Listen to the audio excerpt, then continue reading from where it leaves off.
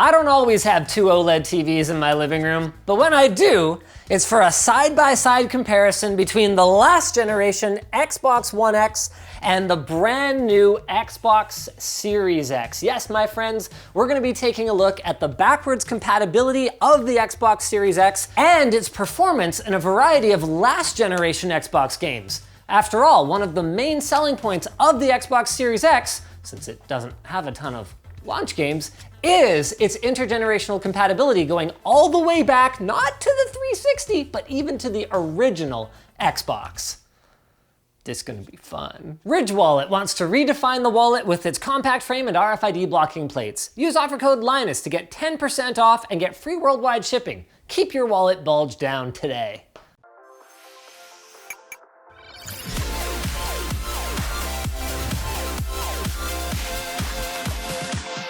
Before we start, I talked about this in the short circuit video, but one of the things I like so much about the Series X is how even if you've got like a media console that's not designed for standard home theater width devices, for example, this thing is gonna fit perfectly. Like here, let me get my VR. Like, boom. Yeah. Easy peasy. All you gotta do is pull a Linus and put like ventilation fans into your cabinet. If you want to see impressions of the console physically, go check out our Short Circuit channel.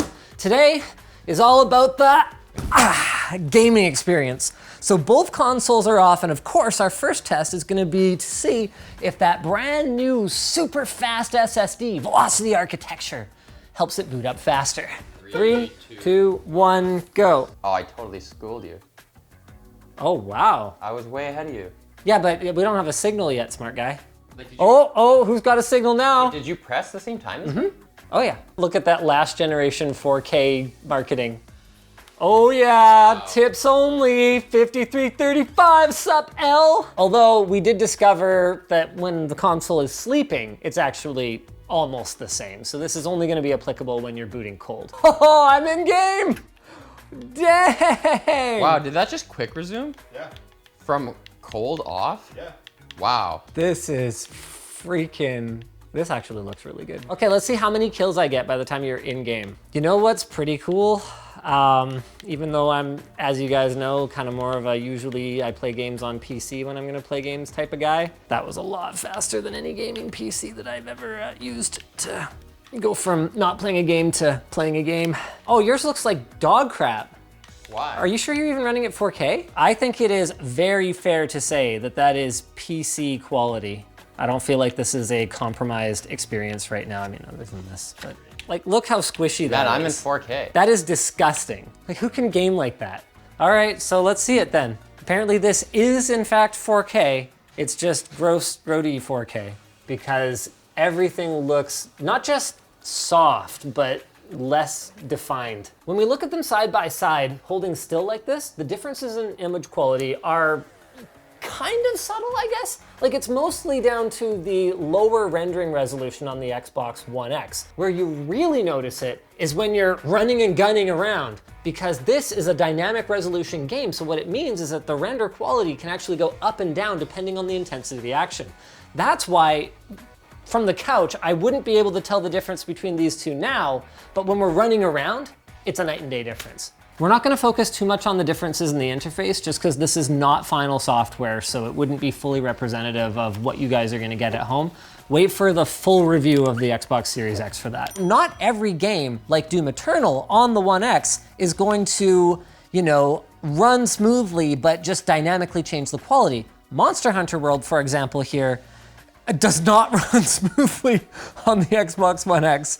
The difference between them side by side in terms of image quality, I wouldn't say is that big. Well, that's actually no. I think there's some auto HDR happening on the series that makes it look way nicer. Do we have variable refresh rate enabled on here? Let me just have a quick look at the settings. Allow variable refresh rate. No, variable refresh rate is not enabled. So what that means then is that smoothness that I'm experiencing is definitely just the Series X being that much more freaking powerful than the Xbox One X. I think a lot of people are gonna be replaying their favorites on the new console.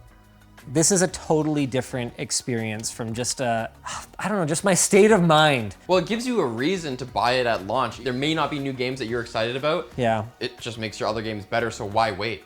Backwards compatibility was a really good move. Let's go to an old Xbox 360 game to see how the auto HDR feature works. Well, the thing is, Microsoft has said it's gonna work in all games except games that they deliberately take off the list because they don't think it looks good.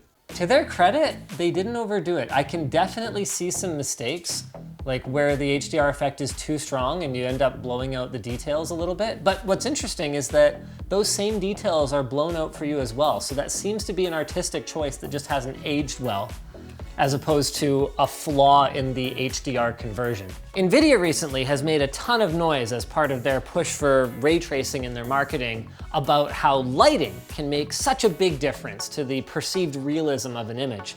And this doesn't have ray traced lighting or anything like that, but HDR really is all about the perceived lighting of a scene. And you can really see a difference in our character here. This one looks more lifelike, and this one looks flatter and more video game character-y. You can really see it on the metal, hey? Of course, quick resume is only a factor if it's a game you played relatively recently. So I intentionally fully closed Final Fantasy 15 before this test. Ready? And hey, we managed to press it at exactly the same time this time and you're already behind.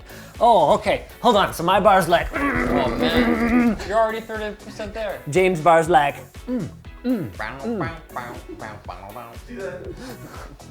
Man, you're done. You're done. wow. I'm not even where your bar started. You know what I'm really excited about though, is now that consoles have fast storage, game developers are gonna be like, oh yeah, maybe we could like make loading times faster. That'd be, if you have a fast CPU and you can decompress everything real fast. It's gonna be great. It's gonna make waiting for that dude who has a hard drive when you play online way worse. Oh, totally. You know what?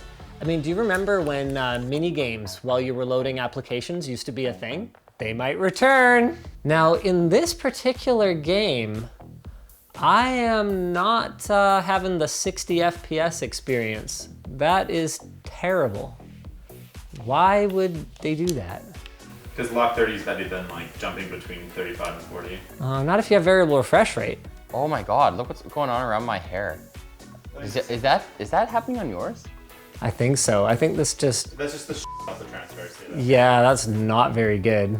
You know what? This is the least impressive demo I've seen so far. It just goes to show how the difference between the two consoles really is gonna depend on which game. All right, now that you've opened up a bunch of games, give us a demo of Quick Resume. Let's go back to Doom Eternal. Boop.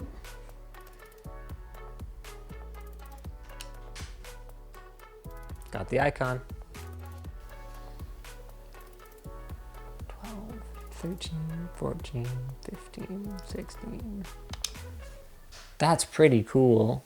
Less than 20 seconds. Hold on a minute. We've only got 9 games installed and we're using, pardon me, 28% of our storage. Is that with the extra 1 terabyte storage stick in it? Oh yeah. Wow, and most of these games aren't even next-gen games. People are gonna be upgrading to those 2 terabyte storage units like real quick styles.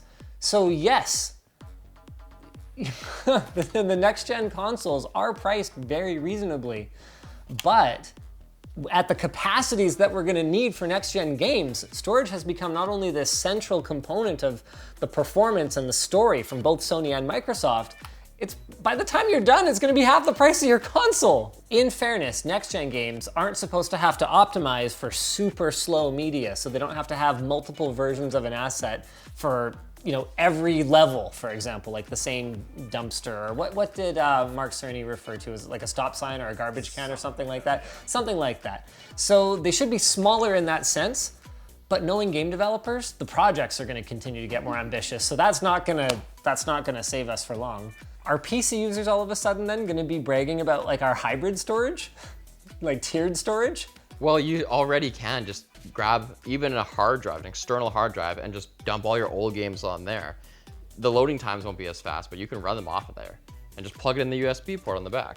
That's a very manual process though, compared to what you can do with something like Primo Cache, for example, where you've got an SSD and a hard drive layer and it just automatically elevates or promotes or depromotes whatever you're using most frequently. So then again, I mean, there's no reason, these are just PCs, there's no reason Sony and Microsoft couldn't build such functionality with an external USB drive, hint, hint, wink, wink, nudge, nudge. So I'm impressed because this is a total experience changer, even if the games don't look that different. Although it's not gonna be for everyone. And if you're a PC diehard, well, you can check out our sponsor, Micro Center.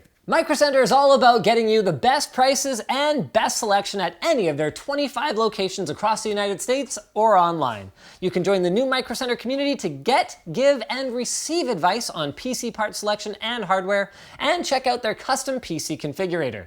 Just follow the link in the description and you can pick up a free 32 gig flash drive and 32 gig micro SD card, valid in-store only with no purchase necessary. If you guys enjoyed this video, maybe check out, go check out our impressions of the Xbox Series controller. It's, well, it's slightly different.